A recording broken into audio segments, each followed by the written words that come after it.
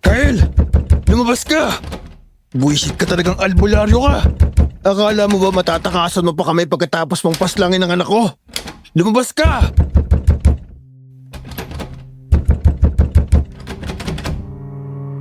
Bahagya pa akong natawa dahil ramdam na ramdam ko sa boses ni Gado ang inis. Kumapit pa akong maigi sa taas ng puno na pinagtataguan ko saka nag-aantay ng tiyempo para tumalon sa kabilang puno. Dala ata niya ang buong angkan nila. Kaisa-isang anak niya kasi ang nadali ko.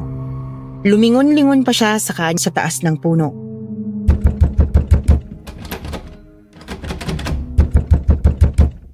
Anak mo pala yun? Abay, buti nga't nadali ko. Ang dami na raw na biktima na buntis sa baryo Pagudpud eh. Wala kang pakialam. Pagbabayaran mo ang ginawa mo. Tandaan mo ang batas ni Kyle. Kung gagawa kayo ng masama, siguraduhin ninyong hindi tayo magkukrus ng landas.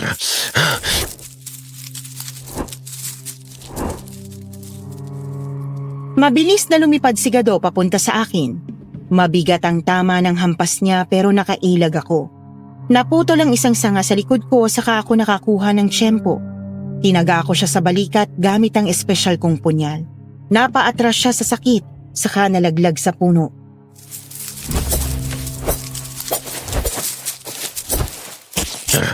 Mayabang ka talagang albularyo ka. Mahahanap kita. Tandaan mo yan. Aantayin kita. Huwag kang mag-alala. Ahandaan pa kita ng lapida.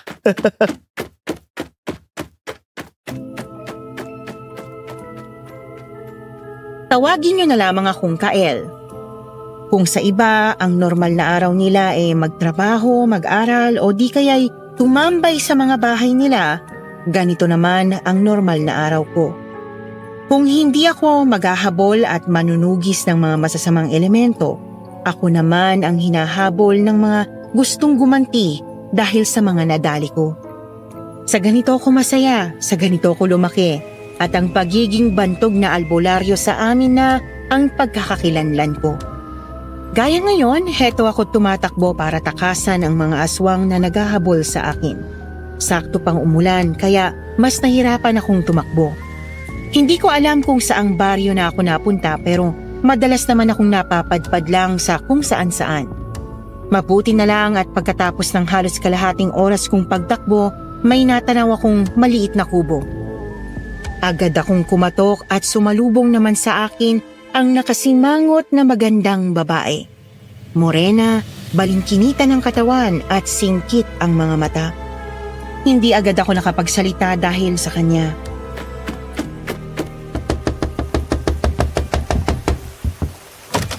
May problema? Pasensya na. Naligaw po kasi ako eh. Pwede ba akong makisilong saglit? Kanina pa kasi ako nababasa ng ulan eh. 11:00 na. Sino namang maliligaw ng ganitong oras? Yung kagaya kong malas. Hindi naman ako masamang tao, pangako. Makikisilong lang talaga ako habang hindi pa tumitila yung ulan. Baka naman magnanakaw ka. Di dapat kanina pa kita tinulak papasok, di ba? Siya, sige. Pero pag may ginawa kang kahina-hinala, may itak ako sa ilalim ng mesa. Naiintindihan mo? Opo, salamat.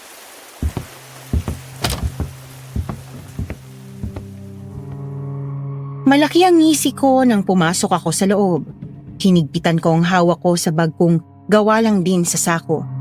Pinaupo naman niya ako agad sa sala saka siya kumuha ng tuwalya. Inilibot ko ang mata ko sa paligid saka ko napagtantong napakarami niya palang mga sakong may laman.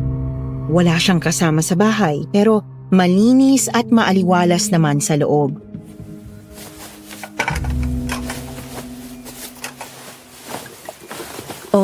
Kape ka na muna dyan. Mukha kang basang sisiw eh. Uy, salamat. Ano bang itatawag ko sa'yo? Clara na lang ang itawag mo sa akin. Salamat, Clara. Ako nga pala si Kyle. Taga Sitio Taban ako. Kung sakaling alam mo kung saan yun. Doon ba? May mga customer ako doon. Pero ang layo na nandito ah. Oo nga eh. Kaya naligaw ako. Teka, ikaw lang ba mag-isa dito? Medyo pakialamero ka din, no? Hala, hindi naman. Bihira lang kasi ang babae na mag-isa sa bahay. Tapos wala ka pang kapitbahay. Ulila na ako, matagal na. Pero sanay naman ako dito. Tsaka malapit kasi ito sa dagat. Sakto lang para sa negosyo. Negosyo? Oo, negosyo. Nagtitinda kasi ako ng asin.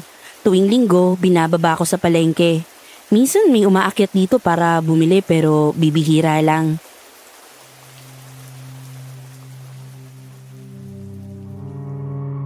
Muntik ko nang maibuga yung mainit na kape nang marinig ko yung sinabi ni Clara.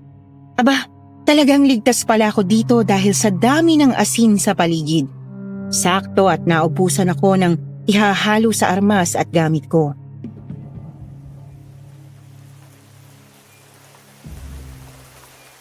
Asin baka mo?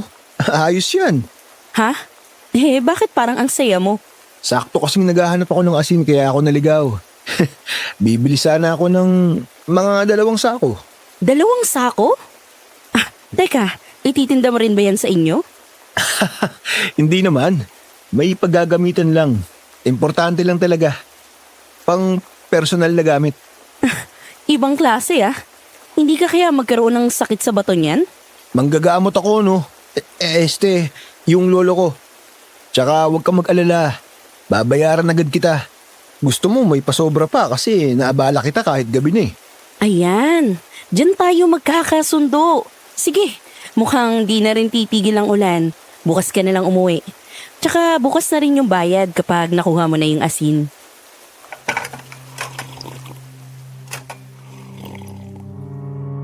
Pagkatapos ng inuman ng kapet konting usapan, inalok na niya akong matulog sa papag sa tabi ng bintana.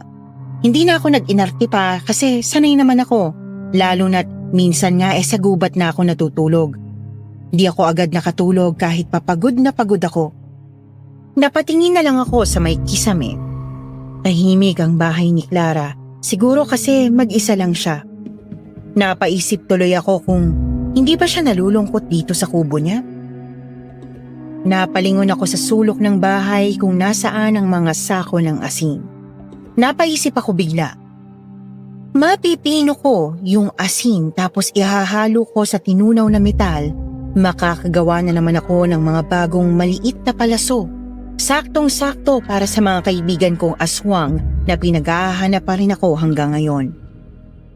Nakatulog na lang ako kakaisip ng kung ano-anong panibagong armas na pwede kong gawin. Kinaumagahan, naalimpungatan ako sa sikat ng araw at tilaok ng manok.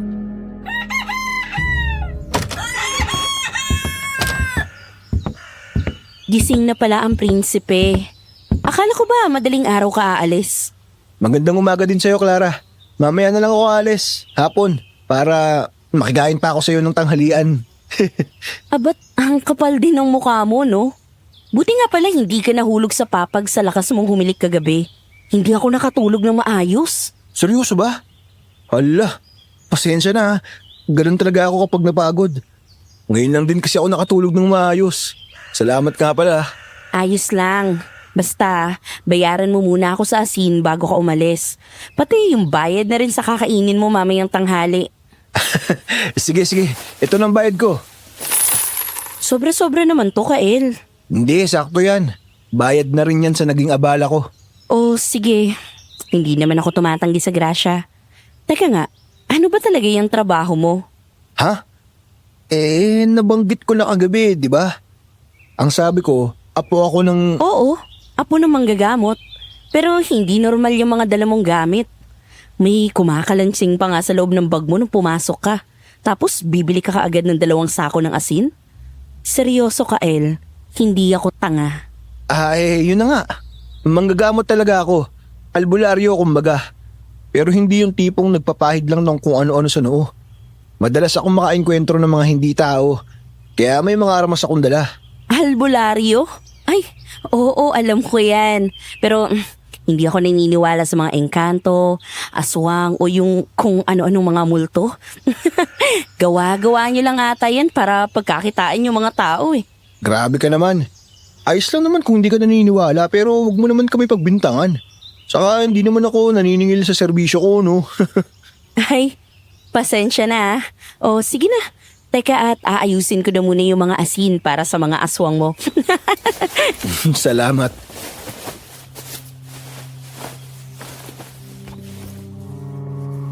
Nakangiti pa rin ako kahit na pumasok na sa loob si Clara. Ang gaan din kasi talaga ng pakiramdam ko sa kanya kahit na madalas siyang magsungit. Mabait din naman talaga siya dahil pinatuloy niya ako. Dapat nga aalis na ako pero gusto ko talaga siyang makasama pang kumain. At yun nga ang nangyari. Nagkatay pa talaga siya ng manok para magluto ng tinola at ihapunan naming dalawa. Masaya at payapa ang umaga hanggang hapon namin. Ang kaso, pagdating ng dapit hapon, kung kailan paalis na dapat ako, saka naman kami nakaramdam ni Clara na parang may umaaligid sa bahay.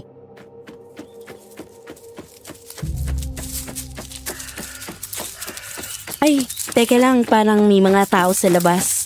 Baka bibili ng asin. Hindi, teka. Dito ka lang. Huwag kang kikilos. Kyle! Akala mo makakatakas ka. Lumabas ka dyan. Ayan na nga. Mukhang nahanap na ako ni Gado pati ng mga kasamahan niya. Lumabas ako agad at nakita kong kasama niya pa rin ang ilan sa angkan nila. Nakalabas ang mahahaba at itim nilang kuko at pulang-pula rin yung mga mata nila. Napalingon naman ako nang marinig kong suminghap si Clara.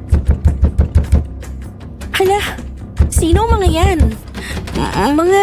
Mga tao ba sila? Hindi sila tao. Sabi ko kasi sa'yo, huwag kang lalabas. Anong? Wala ka nang ligtas ngayon. Sa tindera ng asin ka po talaga nakasilong ah. Kahit ilang asin pa yan, dudurugin kita. Ang dami namang satsat. Mabilis akong kuminos. Nahagisan ko agad sila ng asin na binulsa ko kanina bago lumabas. Saka ko inilabas ang punyal kong panlaban sa kanila. Napaatras sila agad. May ilang natamaan agad ng asin pero mukhang desidido talaga si Gado. Patayin niyo siya! Pasensya na mga pare. Hindi ko pa araw ngayon. Kakabili ko lang ng 2 sako ng asin eh. Kael! Anong gagawin ko? Huwag ka lalabas. Harangan mo lang yung pinto ng asin. Bilisan mo. 3 aswang ang napaluhod ko. Pero may 2 pa. Yung isa sinubukang lumapit kay Clara pero napatigil siya sa tapat ng pinto dahil sa asin. Yung isa sumugod sa akin na parang hayop. Tinaga ko siya sa balikat gamit ang punyal. Umusok ang sugat niya saka siya napasigaw sa sakit. Susugod pa lang sana si Gado nang ibukol ko yung punyal sa kanya na tumama naman sa tiyan niya. Kita ko agad na namilipit siya sa sakit at inalalayan siya ng isa pa niyang natitirang kasama. Hayop ka, Kyle. Akala mo tapos na to. Umalis ka na habang naaawa pa ako sa'yo. Alam kong masakit mawalan ng anak. Pero sa susunod na magkusang landas nating 2, sa puso mo natatarak ang punyal ko.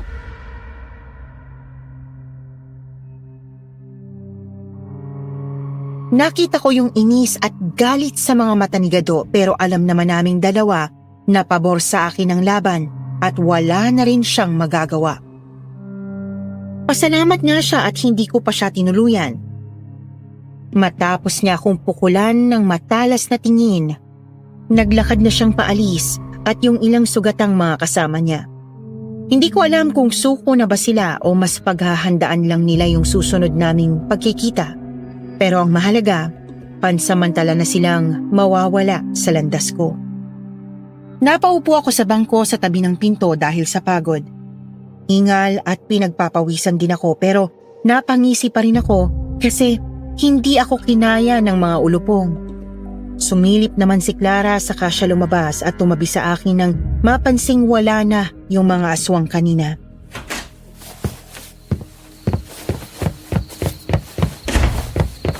Anong mga yun?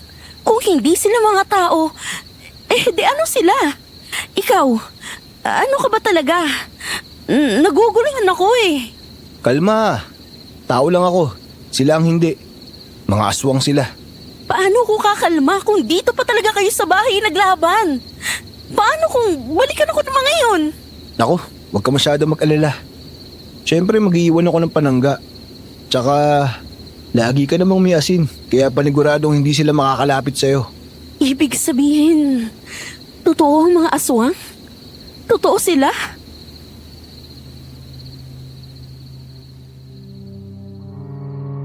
Nagulat ako nang makita kong bigla na lang napatulala si Clara. Namumutla din siya at bahagyang nanginginig ang mga kamay. Alam ko namang nakakagulat talaga pero iba yung naging reaksyon ni Clara. Parang may mas malalim pa siyang dahilan kaya ganoon ang naging reaksyon niya.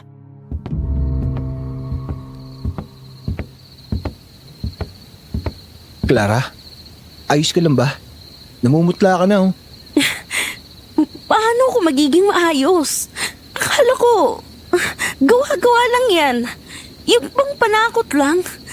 Pero kung totoo sila, ibig sabihin, Paanong ibig sabihin? totoo yung sinasabi ni Lola tungkol sa ate ko. Ate mo? May ate ka? Akala ko sabi mo ulila ka na. Ulila na ako sa mga magulang. Pero kasama ko dati si ate at lola. Malapit kami sobra ni ate kahit na malaki yung agwat ng edad namin. Pero isang gabi, bigla na lang siyang nawala. Nawala? Ano yun? May kumuha sa kanya? Hindi, kusa siyang umalis. Dala niya lahat ng mga gamit niya eh. Bakit daw? Di ba malapit kayo? Hindi ba siya nagsabi o nagpaalam sa'yo? Wala, pero akala ko dati gusto niya lang maglayas. Kasi madalas silang mag-away ni Lola dati eh. Pero bago namatay si Lola, sinabi niya sa akin kung ano daw yung totoo. Anong sinabi? Na sumama raw sa kulto ng mga aswang si ate. Matagal na raw siyang nilalapitan ng mga yun. Mahilig daw kasi sa mga madidilim at kakaibang bagay ang ate. Lalo na at naimpluwensyahan siya noon ng nobyo niya. May naging nobyo siya? Nakilala mo naman ba? Hindi masyado eh. Gabi lang kasi sila nagkikita. Tapos madalas tumatakas lang si ate at hindi niya ako sinasama. Kaya nga akala ko nung una nakipagtanan lang tong si ate. Ito namang si Lola, pinipilit na sumama daw sa mga aswang. Tapos hindi ka naniwala. Siyempre hindi ako naniwala. Aswang? Seryoso ba? Kwentong barbero lang yan sa akin dati. Pero ngayon naniniwala ka na. Malamang, nakita ko na eh.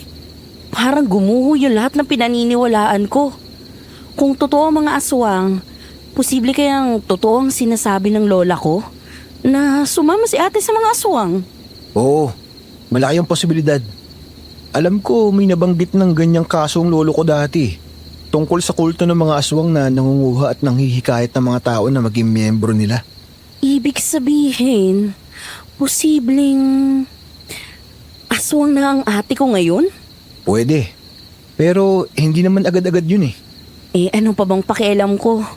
Iniwan niya na nga kami ni Lola eh. Iniwan nila akong mag-isa. Ayoko magalit pero masakit eh. Naiintindihan ko naman, Clara. Pero malay natin, pinagsamantalahan lang yung pagiging marupok ng ate mo nung mga panahon na yun, di ba? Hindi naman lahat ng sumasama sa kanila ginusto yun. May mga pinilit, meron ding mga niloko. At may iba na, kagaya ng sinabi mo, sumama talaga. Ewan ko ba, hindi ko pa rin makalimutan. Nalulungkot pa rin ako. Gusto mo pa bang makita ang ate mo? Ha? Ba't mo naman natanong? Sagutin mo muna yung tanong ko. Aba syempre naman, ate ko pa rin yun eh. Tsaka siya na lang yung meron ako ngayon. Kung buhay man siya. Yun naman pala eh. Huwag ka mag-alala. Akong bahala.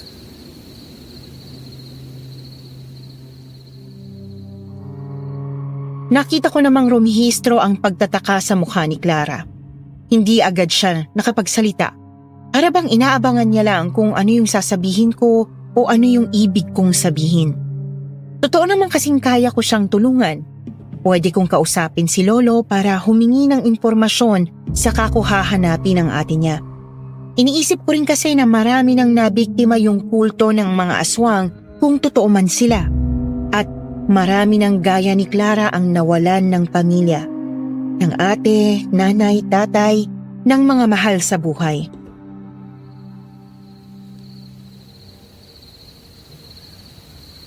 Paano? Basta akong bahala. Babalikan kita dito. Tapos sa pagbalik ko, asahan mong dala ko ng ate mo. Ano ka ba? Huwag mo nga akong paasahin. Hindi mo nga rin alam kung nasaan siya. Sa ngayon, oo. Pero may kakilala ako na pwedeng tumulong. Sino? Yung lolo ko. Matinik din yun nung kabataan niya. Tsaka nabanggit na nga niya to sa akin dati. Baka may impormasyon pa siyang naaalala na makakatulong. Di ba nanunugis ka ng mga aswang? Paano kung aswang ng ate ko? Di... Huwag kang mag-alala. Hindi ko sasaktan ng ate mo. Pakiramdam ko, biktima lang din siya. Kakausapin ko siya. At kung aswang na nga siya, hahanap tayo ng paraan para matulungan siya.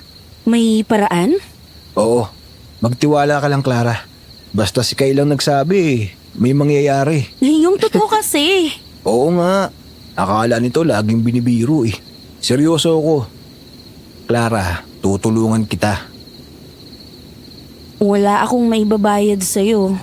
Ayos lang, lulugiin ko na lang ang negosyo mong asin. Baliw, puro ka talaga kalokohan.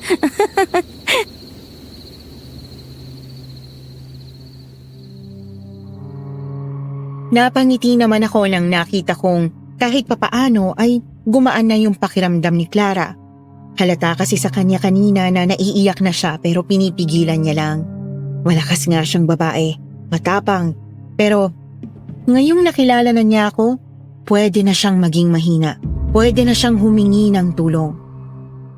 Hindi ko alam kung bakit pero napatitig na lang ako sa kanya habang nagpupunga siya ng mga mata.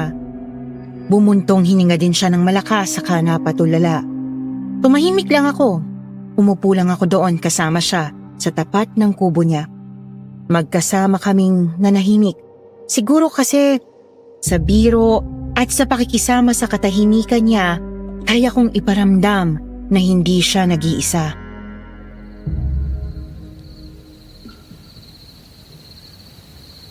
Hala, ano ba yan? Magagabi na. Hindi natin namalayan.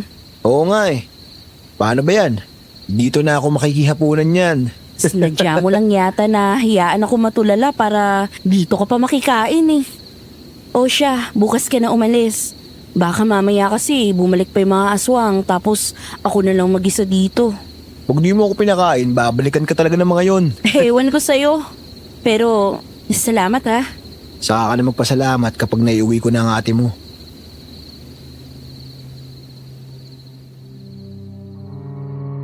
Hindi man inaasahan, masaya akong doon ulit ako nagpalipas ng gabi. Kaya ko naman sanang umalis at maglakbay na pabalik sa bahay ni Lolo pero mas ginusto ko rin talaga na magpalipas ng gabi sa kubo ni Clara. Siguro kasi gusto ko pa siyang makasama dahil komportable na rin ako sa kanya. At sa totoo lang, nangangamba rin ako na baka balikan nga siya ni Nagado. Pagkatapos namin kumain, hinanda ko na agad yung mga kakailanganin niya kapag umalis na ako. Mga panangga sa aswang, pati armas na pwede niyang ipangprotekta sa sarili niya. Siyempre, hindi naman siya laging nandito sa bahay nila. Hindi rin ako makakasiguro kung maililigtas siya ng mga asin niya lang.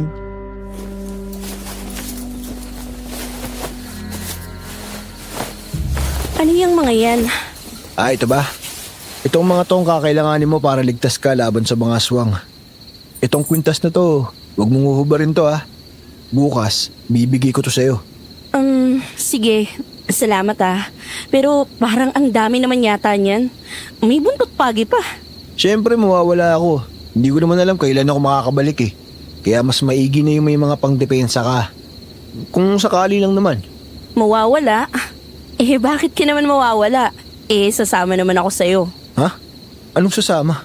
Oh, di ba hahanapin mo si ate? Sasama na ako. Hindi pwede, Clara. Delikado. Alam ko. Pero hindi rin naman pwede na maghintay na lang ako dito. Delikado nga. Kita mo yung mga aswang kanina? Mahihina pa yun kumpara sa mga makakasugupan natin kung sasama ka. Ayos lang. Mabilis ako matuto. Turuan mo lang ako. Ay, nako, ang kulit talaga. Hindi mo rin naman ako mapipigilan. Ate ko pa rin yung pinag-uusapan dito. Tsaka baka hindi siya makinig sa'yo. Hindi ka naman niya kilala eh. Sa bagay, may punto ka. Mas mabuti na nga ikaw kakausap. Pero kasi, baka mapano ka pa eh. Matagal na akong namuhay mag-isa. Alam ko protektahan ang sarili ko. Tsaka isa pa, nandyan ka naman, di ba? So, ano pang silbi mo? Grabe ang sakit mo naman munguto. Pero basta makikinig ka sa akin. Bawal ang pasikat. Alam ko, magpahinga ka na. Mag-aayos na ako ng gamit at pagkain na dadalhin natin bukas.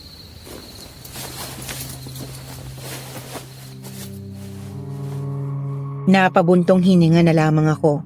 Wala na rin naman akong magawa dahil may punto naman siya. Mas magiging kampante din ako kung kasama at nakikita ko siya dahil pwede siyang balikan ng mga kulto ng aswang habang wala ako kung sakaling malaman nilang konektado si Clara sa dahilan kung bakit ko sila tinutugis. Kinabukasan, maaga kaming naglakad ni Clara papunta sa bahay ng lolo ko. Sa tuktok ng bundok kasi nakatira yung si Tanda. Kahit pa kilala siyang albularyo, pinili niyang tumira sa liblib na gubat. Buong maghapon din kaming naglakad ni Clara, mabuti na lang at hindi siya nagreklamo. Pagdating namin halos wala namang nagbago sa paligid. Parehong-pareho pa rin ang kubo ni Tanda. Luma pero halatang matibay. Andun pa rin yung hardin niyang may kung ano-anong halamang gamot at nakasabit na bote, pati na mga buto ng hayop. Nakita kong namangha din si Clara sa mga palawit at proteksyong nakapalibot sa bahay pero hindi niya hinahawakan. Hindi pa man kami kumakatok, bumukas na agad yung pinto saka bumungad sa amin si Tanda.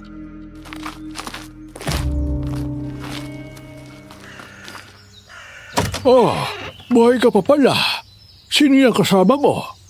Asawa mo? Oo naman, Tanda. Malakas pa ako kasi bata pa ako, hindi gaya mo, no? At oo, asawa ko to. Meron na kaming 3 anak. Baliw ka ba? Pasensya na po kayo. Ako nga po pala si Clara. Nandito po ako para humingi ng tulong. Hindi po ako asawa ng apo nyo. Oo, alam ko. Biro lang. Alam ko namang walang papatol sa batang yan eh. Ang sakit mo naman magsalita, Tanda. Ang layo pa ng nilalakad namin tapos... Aray! Bakit ka nananapak?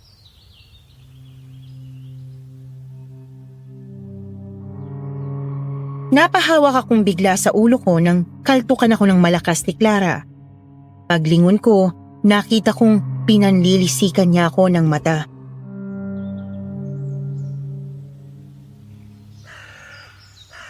Umayos ka nga, Kael. Lolo mo yan. Ayusin mo yung pakikipag-usap mo. Hay nako, hayaan mo na yan. Sanay na ako sa apo kong yan. Na kung akala mo kung sinong magaling. Wala namang binatbat sa akin nung kapanahunan ko. Luma na yun, Tanda. Panahon pa yata ni Bonifacio ang kasikatan mo eh. Sus! Pero hihingi ka ng tulong ko ngayon. Sige na, pumasok na kayo. Bago ko pa kayo itaboy pabalik sa baba. Oh, kape muna kayo. Aba, ang dami niyong dalang asin ah. Galing yan kay Clara.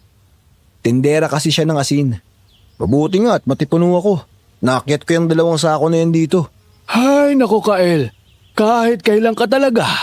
Puro kakayabangan. Nako, sinabi nyo pa po.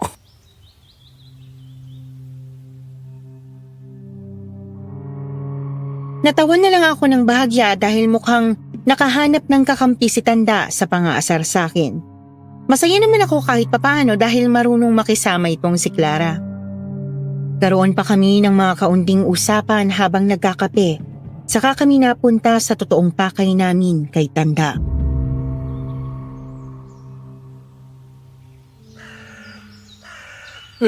Teka nga.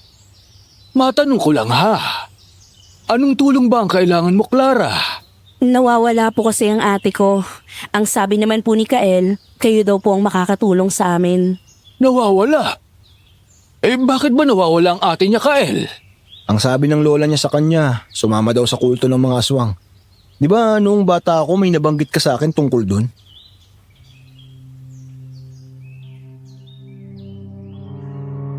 Nakita kong biglang namutla si Tanda. Minsan ko lang siya makitang ganon. Mukhang nabigla siya sa sinabi ko. Hindi ko alam kung bakit pero mukhang hindi nga biro itong makakalaban namin.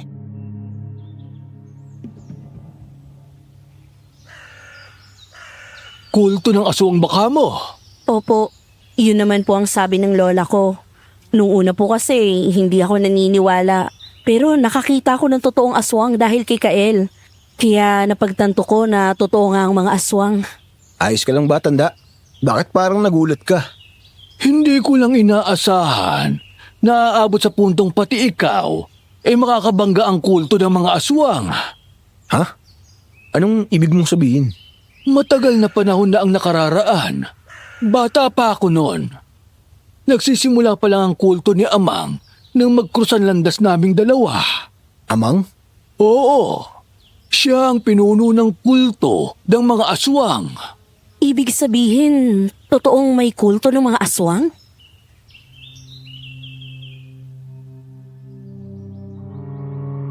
Tumangulang si Tanda sa kanya saka humigop ng kape.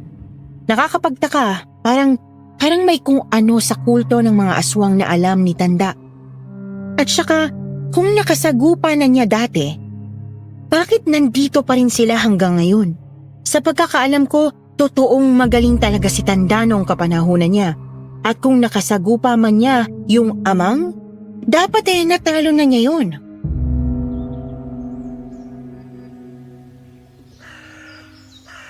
Oo, totoo sila. Matagal na rin mula nang itatag yun ni Amang. Hinayaan mo lang? Hindi ko hinayaan. Sadyang may nangyari lang. Ano nangyari? Imposibleng pinabayaan mo na lang. Hindi naman kasi ganyan nagsimula si Amang. Mabait siya. Magkaibigan kami. Hanggang sa nagulat na lang ako, naging aswang siya. At may sinasamba siya. Ang sabi niya, hindi naman siya mangangain ng tao o gagamitin yung lakas niya sa masama. At naniwala ka? Hindi. Nag-imbestiga ako. Nalaman kong sumasamba pala siya sa demonyo. At yun ang nagbigay sa kanya ng lakas. Hindi siya basta lang aswang. Dahil may basbas siya ng demonyo. At hindi siya tumatanda. Anong nangyari nung nalaman mo? Kinausap ko siya. At nung hindi siya nakinig, naglaban kami. Pero hindi ko siya natalo. Ito lang ang natamo ko.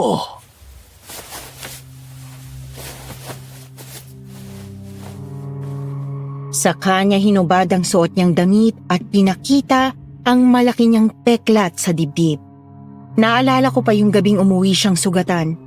Siya lang ang naggamot sa sugat niya pero 3 araw siyang hindi nagising kaya kahit bata pa ako ang nag-alaga at naghanap ng halamang gamot para sa kanya. Doon na ako nagsimulang maging albularyo din.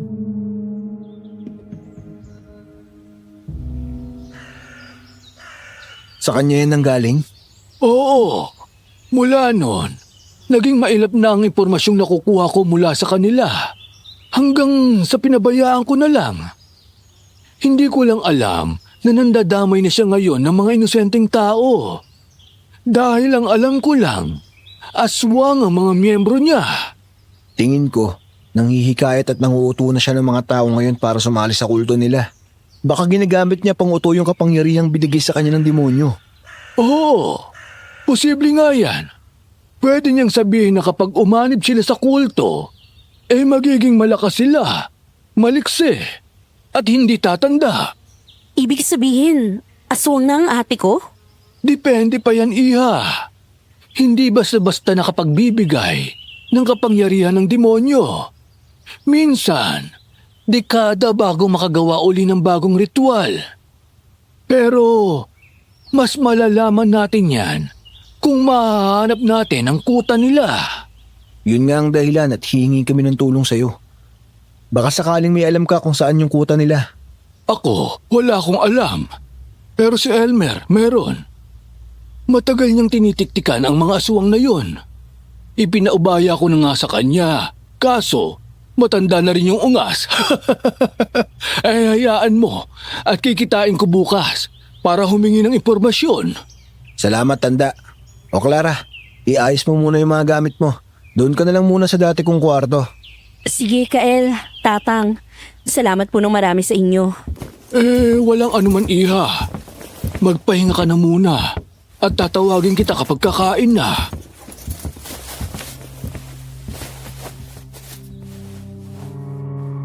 Iniya ko na si Clara sa kwarto ko saka ako lumabas para makausap ng masinsinan si Tanda. Alam ko kasing may hindi pa siya sinasabi sa akin.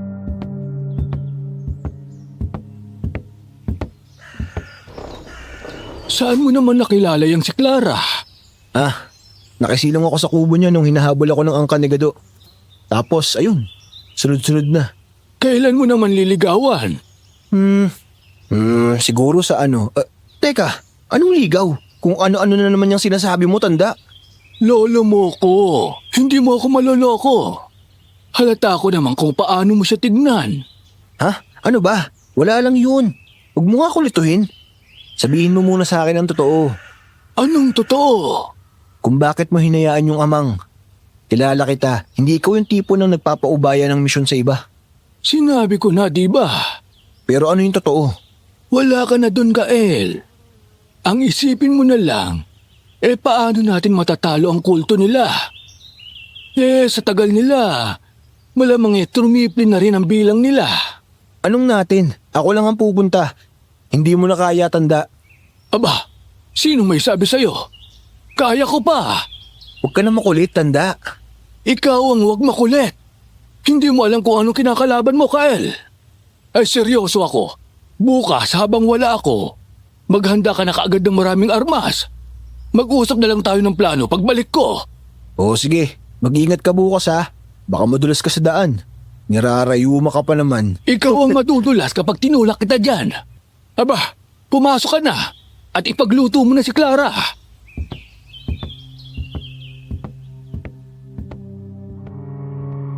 Tinawanan ko na lang si Tanda saka ako pumasok sa loob. Nakakamiss din kasing araw-araw makipag-asaran sa kanya kahit pa masaya naman ako sa trabaho ko. Nabukasan, maagang lumakad si Tanda papunta kina Elmer. Malakas pa naman si Tanda. Madalas ko lang talaga siyang asarin para mainis siya. Nagkape lang siya saglit saka nagpaalam ng aalis.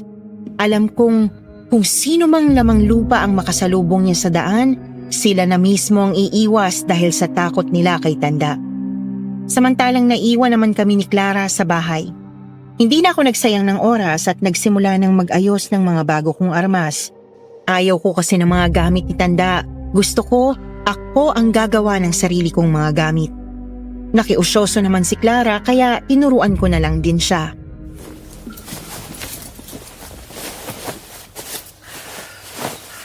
Ano yan? Maliit na palaso? Oo. Hahaluan ko to ng mga asin mo. Tsaka papandayin ko na rin para mas tumulis. Mas epektibo ba yan kaysa sa normal na palaso? Oo naman. Ito, kapag tumama kahit sa balat lang nila, nasusugatan na sila, mapapaso pa sila. Pwede ba akong gumamit niyan? Pwede naman, pero matalim to. Tsaka pinupukol ko lang. Baka masugatan ka pa. Ito na lang mga sinumpang barya ko ang gamitin mo. Anong sinumpang bariyang sinasabi mo? Seryoso nga, mga pila kang baryang yan. Tapos dinasalan na rin. Kaya kahit isa lang ang tumama sa kanila, pwede nang maging kritikal ang lagay nila. Epektibo ba talaga yan? Baka nakain na nila ako bago ko pa sila masaktan gamit ang mga yan.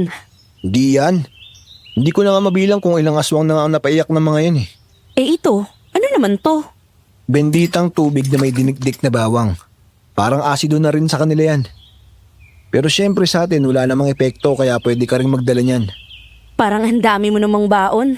Pakiramdam ko tuloy, gera ang pupuntahan natin. Totoo namang gera to, Clara. Hindi lang basta aswang ang kalaban natin. Kulto mismo nila. Malamang meron silang istruktura, utak at layunin. Hindi lang sila yung mga tipo na puro kain lang ng laman. Sabagay, tama ka naman. Nakakatakot nga kung tutuusin eh. Pwede ka naman kasing hindi sumama, Clara. Kaya na naman namin yun ni Tanda. Hintayin mo na lang kaya kami dito. Ayoko nga. Tsaka wag mo na akong utuin, no?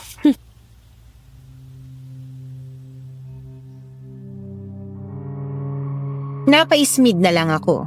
Ayoko kasi talagang sumama pa siya kahit pa naiintindihan ko naman kung bakit gusto niyang sumama. Ayoko lang na mapahamak siya. Ayoko lang ulit mawala ng taong kakilala o importante sa akin.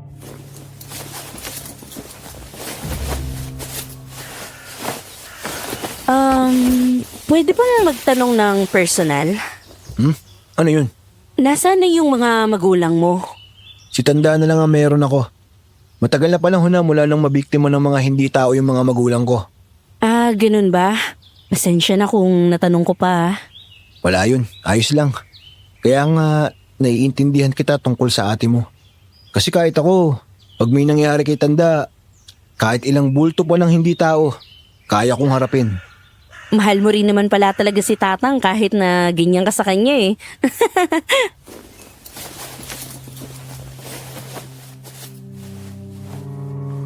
Maghapon kaming naghanda ng mga gamit. Tumulong din si Clara habang tinuturuan ko siya. Likas naman ang pagiging matapang at matalino niya kaya hindi rin ako nahirapang turuan siya. Minsan napapatahimik kami at alam kong pareho naming nararamdaman yung tensyon para sa nalalapit na panganib na kakaharapin namin. Bukod kasi sa paghahanda ng mga kakailanganin naming gamit, kailangan din naming ihanda yung sarili namin sa mga katotohanang haharapin namin tungkol sa kulto, mga sekreto nila, pati na sa kung ano na ang kalagayan ng ate ni Clara. Bago magtakip siling dumating na si Tanda. Halata ko naman sa kanya na pagod siya sa paglalakad pero mukhang may dala din siyang magandang balita dahil sa laki ng ngiti niya.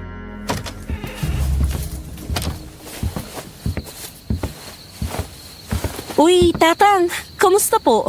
Mukhang napagod kayo ah. Oo. Ang layo kasi ng kuweba ni Elmer eh. Eh kayo ba, kumusta? Aba, ang dami niyong nagawa ah. Uugod-ugod ka na kasi Tanda, kaya ganyan. Ay, ewan ko sa yung bata ka. Eh, halika pala muna. At may sasabihin ako sa'yo. Sumunod ka na lang sa kwarto.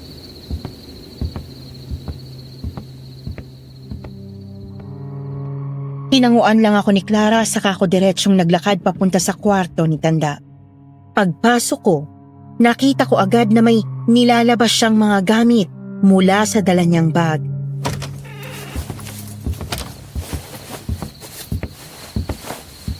Ano, kamusta?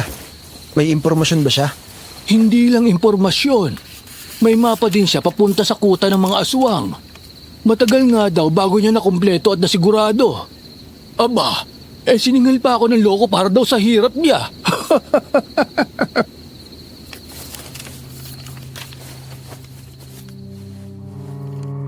Hindi na ako nagtakang siningil siya ni Elmer.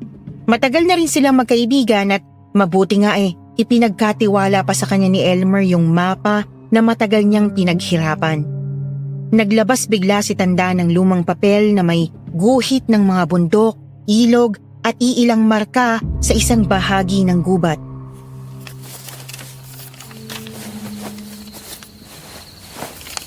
Teka, ito ba yung masukal na bahagi ng gubat bandang Sitio Balite? Oo, doon daw madalas makitang pabalik-balik ang ilang miyembro ng kulto. Sa dulo ng ilog, may kuweba raw na tinatakpan ng mga ugat at lumot. Yun ang posibleng kuta. Gaano naman daw kasigurado yun si Elmer? Sapat na para ipagkatiwala ko sa iyo itong susunod na ibibigay ko.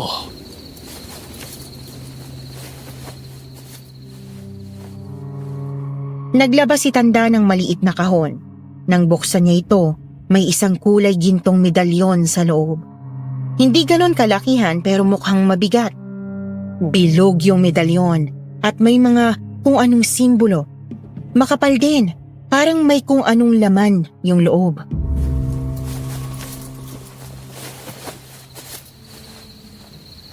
Ito ang medalyon ng dalawang mutya. Binigyan niya ng lakas ng sinaunang bathala. Isa laban sa mga elemento at isa laban sa demonyo. Perpekto ito para kay Amang dahil may lakas na rin siyang pangdemonyo. Mathala? Seryoso ba? Oo, di lang madalas pag-usapan pero nung sinauna pa, may mga banal ng tagapagbantay ang lupaing ito. Pero dahil may mga tao namang lumalaban sa mga masasamang tao dito, nag-iwan na lang sila ng mga binasbasang mutya. Ayos ah. Ngayon ko lang nakita to. Pinapakailaman ko mga gamit mo dati pero hindi ko to nakita. Sa'yo na yan. Huwag mo na namang unahin ang kayabangan mo ha. Hindi yan basta palamuti. Buhay ang kapalit niyan pag hindi mo nagamit ng tama. Naiintindihan ko, tanda. Ang plano natin, mauuna kayo ni Clara. Siguraduhin mo lang na maingat kayo ha. Susunod kami ni Elmer. May kailangan lang muna kaming alamin. Ay, oo nga pala, andyan si Clara. Kailangan ko pa ba talaga siya isama? Kailangan niya ring makita ang ate niya Kael. At baka siya lang ang makakapagpaalala sa kapatid niya kung sino siya noon. Sige, bukas ng madaling araw aalis na kami. Pag-iingatan mo ang bawat hakbang niyo bukas ha. At huwag mong kalimutan na hindi lang lakas ang puhunan sa ganitong mga laban. Kailangan mo rin ng utak at puso. May puso naman ako ah. Sa kaliwa nga lang medyo masakit pag malamig ang panahon. Sira ulo. Ay sige na, magpahinga ka na. Baka di ka na makatulog bukas.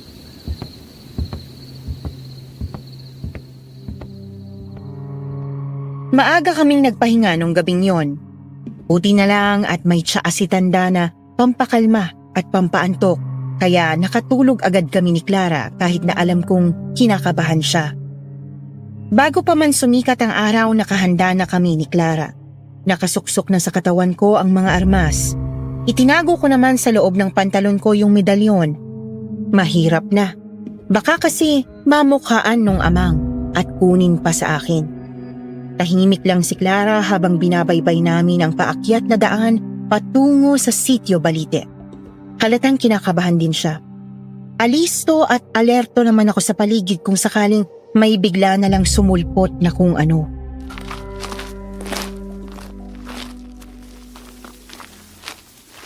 Kael, sigurado ka ba sa daan na to? Oo, sinunod ko lang yung mapa ni Tanda. Malapit na tayo. Parang ang tahimik. Wala man lang ibon o kaya kahit kuliglig. Basta alisto ka lang. Pag may sinabi ako, sundin mo agad ah.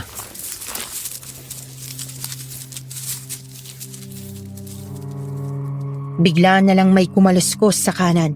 Naramdaman kong napaatras si Clara nang biglang kumalabog ang lupa. Saka may sumulpot na aswang at lumundag sa madilim na bahagi ng gubat. Maitim ang balat ng aswang, mahaba ang kuko. Tapos yung dila niya, parang dila ng ahas sa haba. Clara, tumabig ka! Bumunot ako agad ng palaso saka ko pinukol sa aswang. Tumama naman agad sa balikat niya saka siya nagsisigaw at umatras. Pero hindi pa rin siya bumagsak. Hala Kael! Buhay pa! Teka, diyan ka lang! Natanggal niya yung palasong bumaon sa balikat niya saka siya lumapit sa akin kahit halatang medyo nanghihina na siya. Tumalo naman ako sa gilid, saka ko naglabas ng 2 barya at hinagis ko agad sa kanya. Pagdikit ng mga barya sa balat niya, biglang nagliyab yung bahagi ng katawan niyang yon. Nagsisigaw siya habang unti-unting nalulusaw.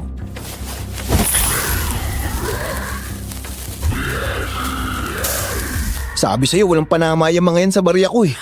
Oo nga! Pahingi pa ako niyan!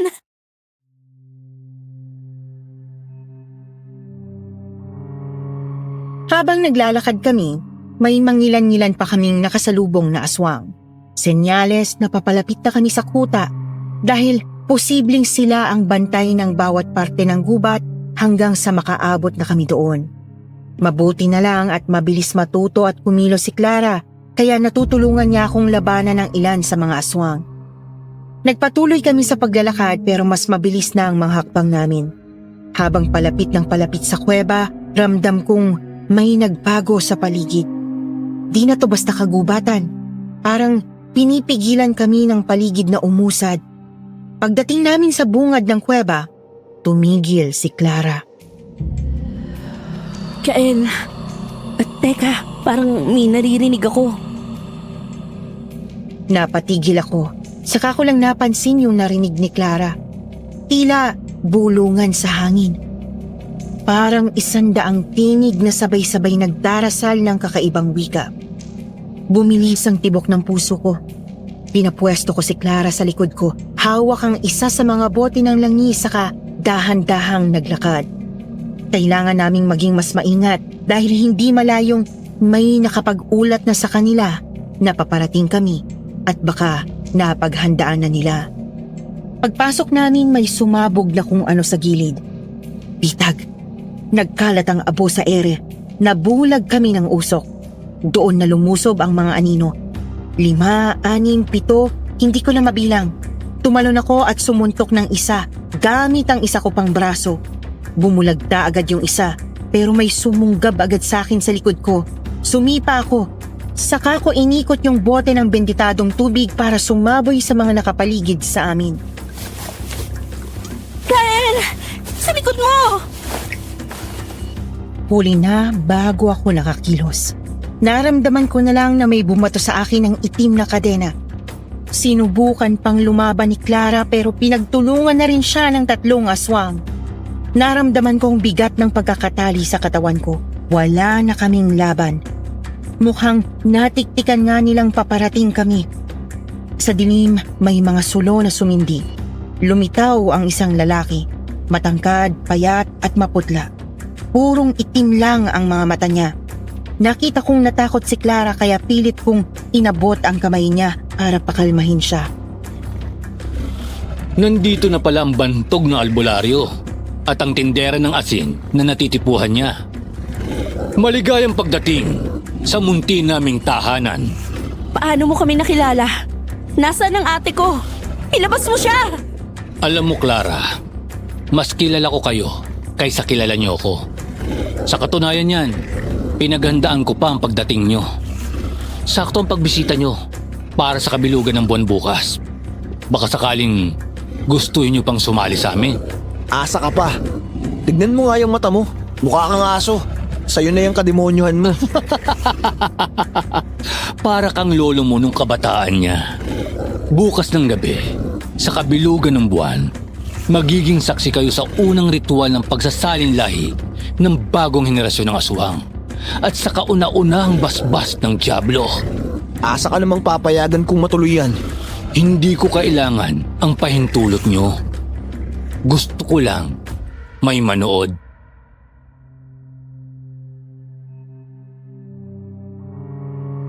Tinulak na kami ng ilan sa mga miyembro niya papunta sa bilangguan nilang gawa lang sa kawayan pero matibay. Napansin ko ring ilan sa mga miyembro nila ay tao pa rin dahil kinuha nila ang ilan sa mga dala ko at hindi sila nasaktan o nasugatan. Mabuti na lang at naitago kong mabuti yung medalyon kaya hindi nila nakita. Tahimik lang kami ni Clara dahil nag-iisip din ako ng plano. Alam ko rin namang susunod si Tanda kaya hindi pa ako ganun kinakabahan. Makalipas ang ilang oras ng katahimikan, isang tunog ng lumang kandado ang bumasag sa dilim ng kulungan. Pumasok na babae, bit-bit ang kahon ng pagkain. Mabagal lang yung lakad niya, parang pagod, pero maayos naman ang itsura. Mga nasa edad 50 yung tanda ng babae. Nang tumapat siya sa rehas at tumingala, napasigaw si Clara.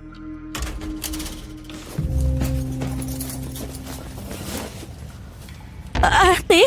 Siya ba yun? Ate Lira?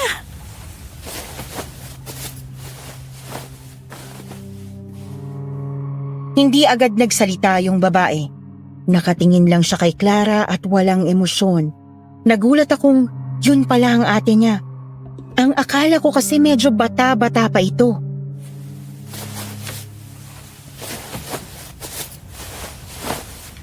Ate, anong nangyari sa'yo? Bakit nagkaganyan ka na? Clara, mabuti naman at buhay ka. Kumain ka na. Baka manghina ka. Ate, anong ibig sabihin nito? Bakit ang tanda mo na? Parte lamang to ng proseso. Pero huwag kang mag-alala. Babalik din sa dati ang itsura ko. Mas bata pa nga, hindi na ako tatanda ulit. Lalo na at espesyal daw ako dahil isa ako sa mga asawa ni Amang. Ate, ano ba tong pinasok mo? Asawa ka ni Amang? Ate, hindi ikaw yan.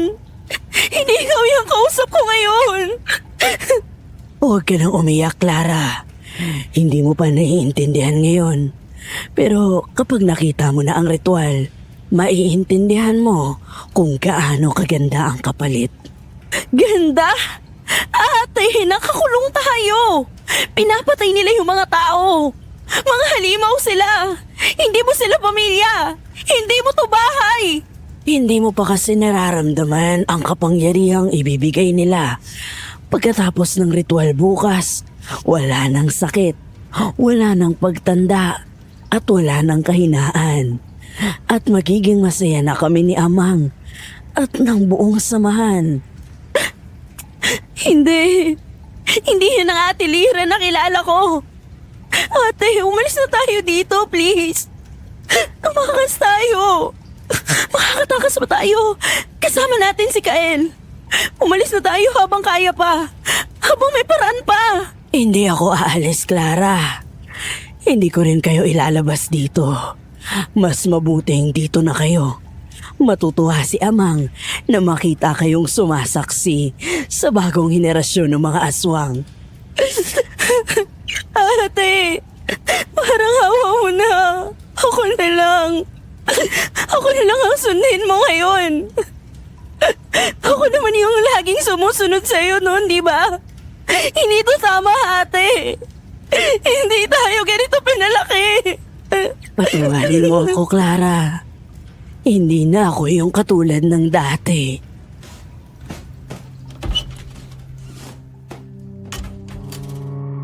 Napasandal si Clara sa pader ng selda. Hawak niya ang dibdib niya habang umiiyak pagkatapos tumalikod ng Ate Lira niya. Tahimik na lumabas ang kapatid niya na parang walang narinig. Naiwan si Clara na nakaluhod at parang durog na durog ang puso. Nilapitan ko siya at tahimik na umupo sa tabi niya.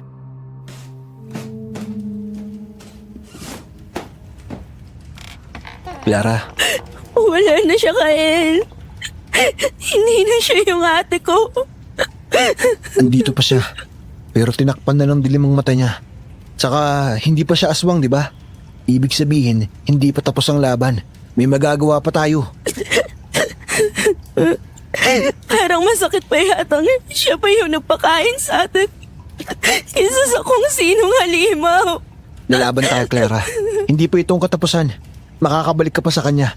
Ipaglalaban natin siya kahit ayaw pa niya ngayon.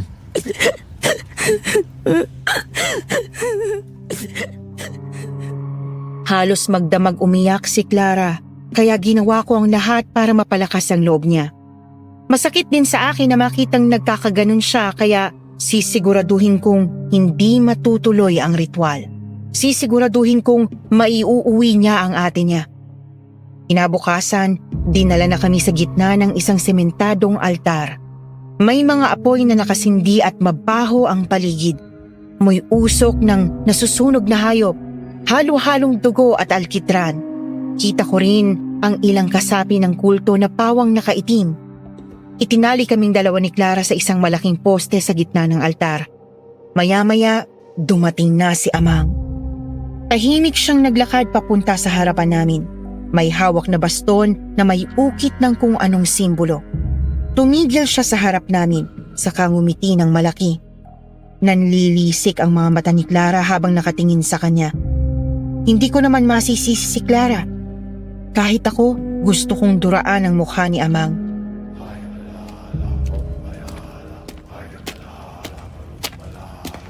Hayop ka!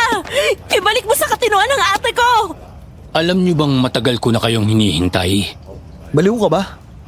Ano namang kailangan mo sa amin? Kay Clara, wala. Nataon lang nakasama mo siya. Pero sa'yo, meron. Mabuti nga at ikaw na mismo ang naghanap sa akin. Anong ibig mong sabihin? Hindi pa kayo pinapanganak. Inumpisa na ang kwento ko. Hindi ako sinilang na halimaw. Tao rin ako. Mahirap nga lang.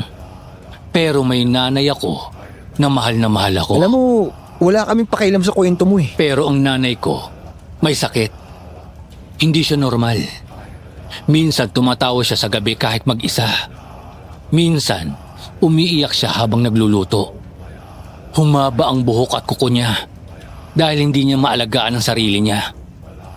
Pero kahit ganon, mahal ko siya. Dahil siya lang ang meron ako. Manahimik ka na!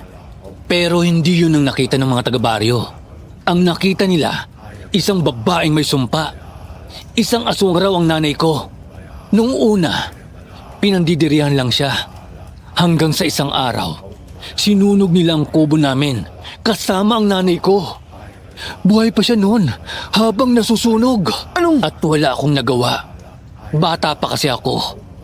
Nagtago lang ako sa ilalim ng bangin habang pinanonood siyang nagsisisigaw. Hindi ko malilimutan yun. Hanggang ngayon, dala-dala ko ang pait ng kahayupan ninyong mga tao. Dahil doon, gumawa ka na ng kulto? Ano namang kasalanan namin sa'yo, ha? Oo, pero hindi agad. Ilang taon ako nagpalaboy-laboy. Galit ako sa lahat. Gutom, walang tirahan.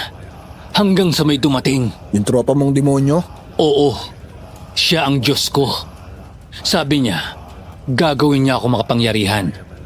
Wala nang makakapanakit sa akin. At wala nang makapang-aapi sa akin. Kahit kailan. At tinanggap mo naman agad? Baliw ka rin yata eh. Hindi agad. Kasi, sa kabila ng lahat, may nakilala akong isang babae. Si Magda. Mabait siya. Siya ang unang taong nagpakita sa akin ng malasakit.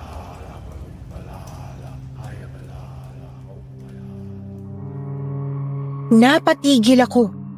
Teka, Magda? Bakit parang pamilyar sa akin yung pangalan na yun?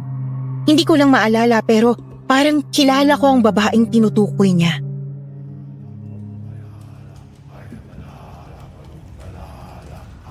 Minahal ko siya. Gusto ko siyang pakasalan. Gusto kong iwan ang lahat para sa kanya. Pero, hindi ako ang pinili niya. Pinili niya si Fredo. Ano ka mo? Oo, Kyle. Ang lolo mo. Matagal na kami magkaibigan noon. Pero siya ang pinili ni Magda. Mga agaw kasi yang si Fredo. Doon na ako dinala ng galit ko.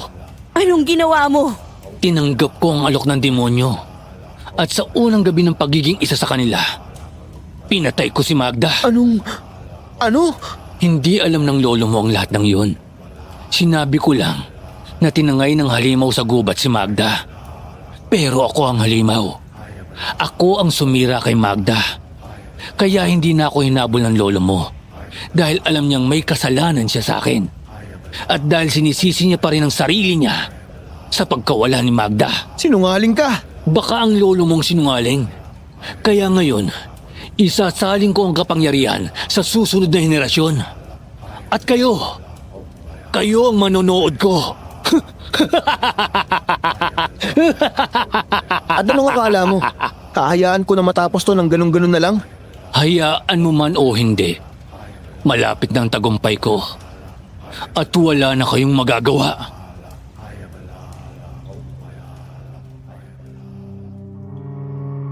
Bahagya na lang akong natawa sa sinabi niya. Wala na rin naman akong ganang makipag-usap pa sa kanya. Mas mahalaga sa akin na makapag-isip ng paraan kung paano ko siya matatakasan at paano ko siya matatalo. Hindi naman ganon kahigpit yung pagkakatali sa kamay ko pero maraming nakapaligid na miyembro niya sa amin.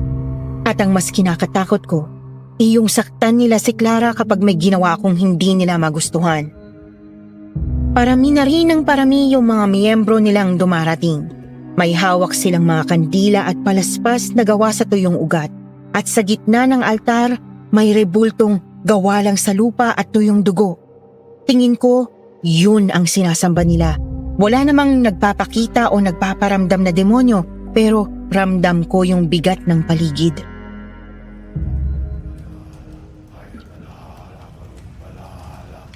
Kyle, natatakot ako. Kalma lang. May plano ako. Akong bahala. Tama na yan! Napalingon kaming lahat. Nakita naming taas noong naglalakad si Tanda habang hawak ang malaki niyang bolo na alam kong dinasalan niya pa. Hindi siya natatakot kahit na dalawang lalaki agad ang lumapit sa kanya.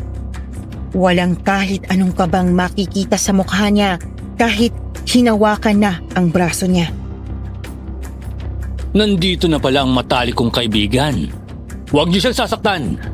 Isa siya sa mga makakasaksi sa makapangyarihang ritual natin ngayong gabi. Hindi ako nandito para manood, Amang. Mahaba na masyado ang palugit na ibinigay ko sa'yo. Itigil mo na ito. Wala nang makapipigil sa akin ngayon. Hindi na ako yung mahinang kakilala mo noon. Oo nga. Hindi ka na nga mahina dahil sa mga miyembro mo. Anong pinupunto mo? Napansin kong dumaan ang gulat at kaba sa mukha ni Amang.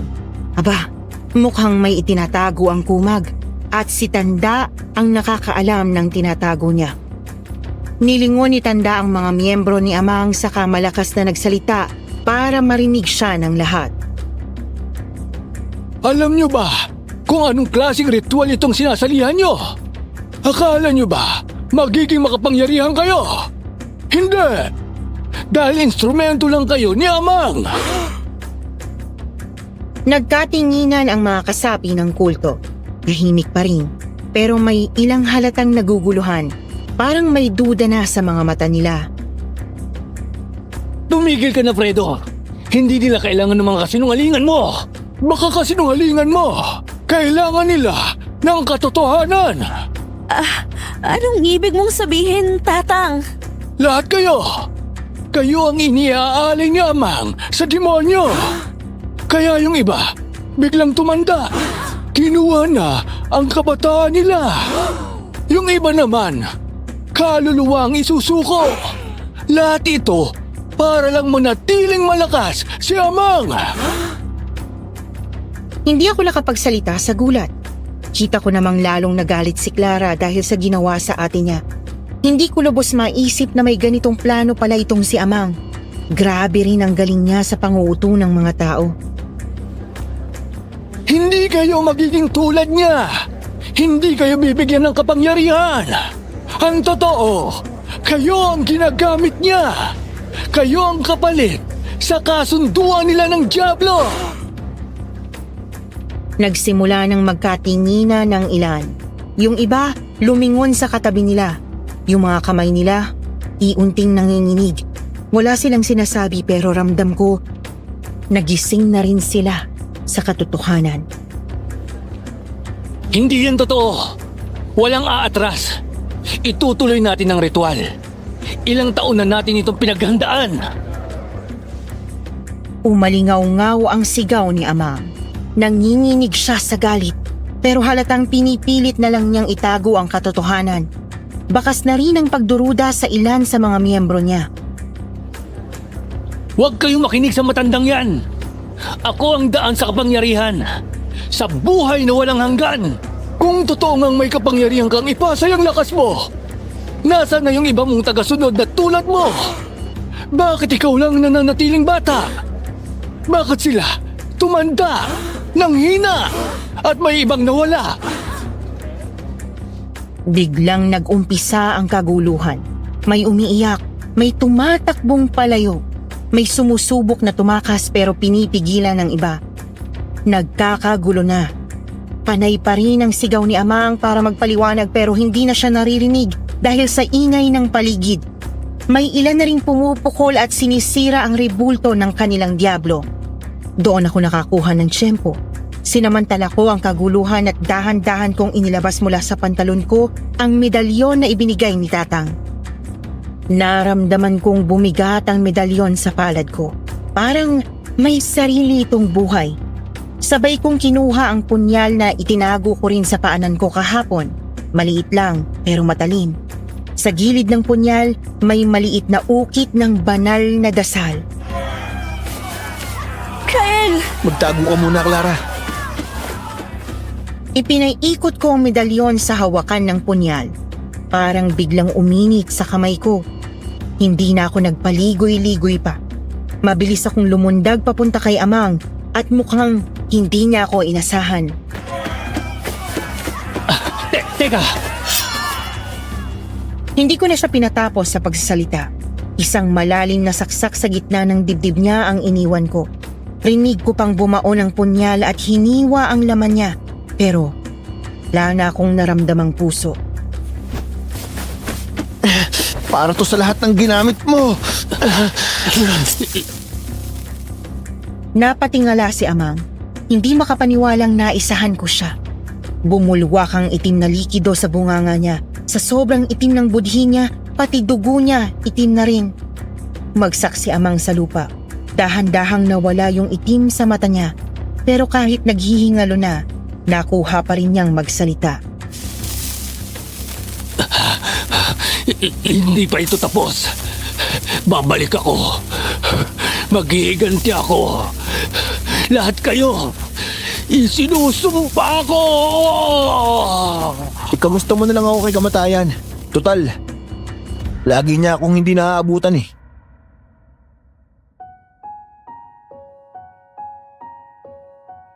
Bigla na lang unti-unting tumanda ang itsura ni Amang hanggang sa naging buto at abo na lang siya. Pagkatapos nun, bigla na lang nawala yung pakiramdam na mabigat sa paligid. Hindi ko alam kung ako lang pero nakaramdam ako ng ginhawa. Parang gumaan ang hangin. Para akong natanggalan ng tinik sa dibdib.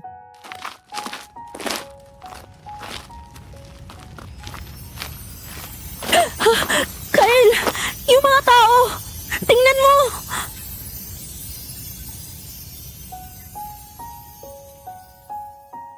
Paglingon ko, may ilang miyembro ng kulto na biglang bumata ulit. Mga kulubot nilang mukha, unti-unting naging makinis. Yung iba na dating halos hindi na makalakad, biglang nakakalakad na para bang walang sakit. Parang nawala yung sumpa kasabay ng pagkawala ni Amang. Ate! Ate ko!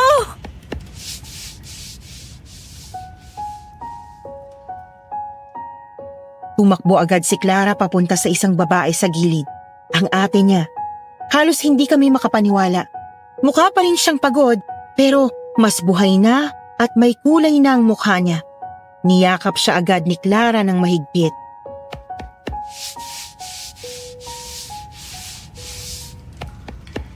Ate! Nandito na ako! Tara na! Umuwi na tayo! Tapos ng lahat ng to! Ano? Ano nangyari? Para ako nagising sa isang bangungot. Nahipnotismo ka nila. Nauto ka nila, ate. Pero okay na. Ligtas ka na. Teka, oo nga. Lagi kami pinapadasal pa ulit-ulit. Araw-gabi. Hindi ko lang alam kung sino ako. Ate, nandito na ako. Tapos na. Tapos na ang lahat. Makakauwi na tayo. Salamat. At hinanap mo ko, Clara. Salamat ng marami.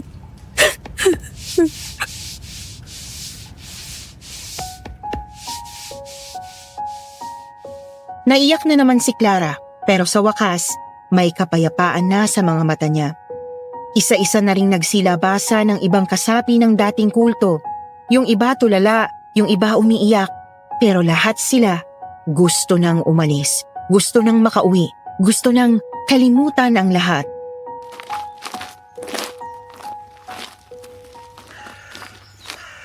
Kyle, tapos na. Oo, tapos na.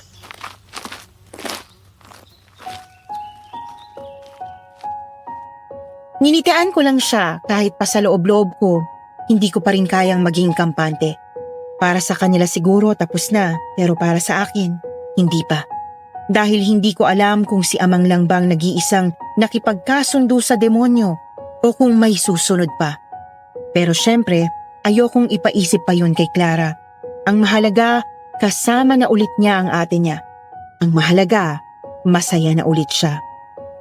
Nagkaayaan na kaming bumalik sa kubo ni Tanda.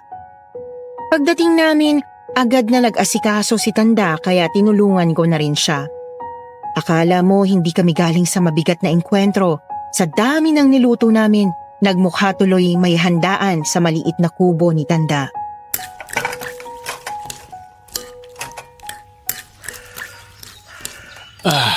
Ayan, mas masarap na ngayon ang salo-salo.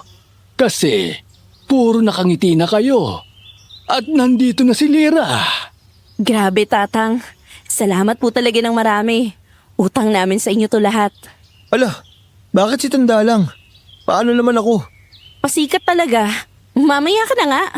Pero, sige, salamat na rin. Hindi ko naman mukhang napilitan ano. Pero seryoso, maraming salamat sa inyo. Hindi ko alam kung paano ko kayo pasasalamatan. Hindi ko alam kung paano ako babawi. Sus, wala yun. Ang mahalaga nandito ka. Nasa tamang wisyo ka na. At buhay ka. Kailangan ka rin kasama ng kapatid mong iyakin eh. Hindi niya ko iyakin, oh.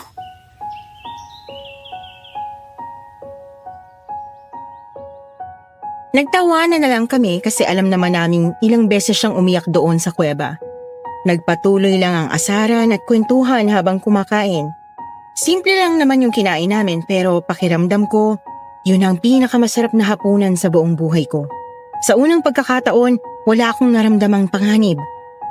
Walang mga hindi tao, walang kaba. Basta, masaya lang kaming kumakain habang nagtatawanan. Sa unang pagkakataon, naramdaman kong normal ako. Pero syempre, hindi ko rin matatakasan ang buhay na tinahak ko. Aaminin ko, gusto ko talaga si Clara. Pero para sa akin, huli na ang lahat para lumihis pa ng landas. Marami ng hindi tao ang naghahanap sa akin. Amin na ang galit at hanggang ngayon ay pinaplano pa rin kung paano makakaganti. At kung itutuloy ko pa ang pakikipaglapit kay Clara, padadamay lang siya, pati na ang ate niya. Kaya bilang huling pagpapakita ko ng pagmamahal, hili kong lumayo at hindi na muli pang magpakita sa kanya. Matagal na ring panahon ang lumipas at hindi ko na siya binalikan para hindi na siya madamay sa mga gulo ng nakaraan ko. Kilala pa rin akong albularyo pero sa puso ko, minsan, sa isang gabi, gusto ko lang maging simpleng tao. May asawa at mga anak. Kumusta na kaya sina Clara at Lyra ngayon? Sana'y palagi pa rin silang ligtas at masaya. Comment nyo lang sa comment section ang inyong mga kasagutan at dito na po nagtatapos ang kwento ko. Maraming salamat sa inyo dahil binigyan nyo ko ng pagkakataong ikwento ang buhay ko. Nang minsang mapasilong ako sa kubo ng tindera ng asin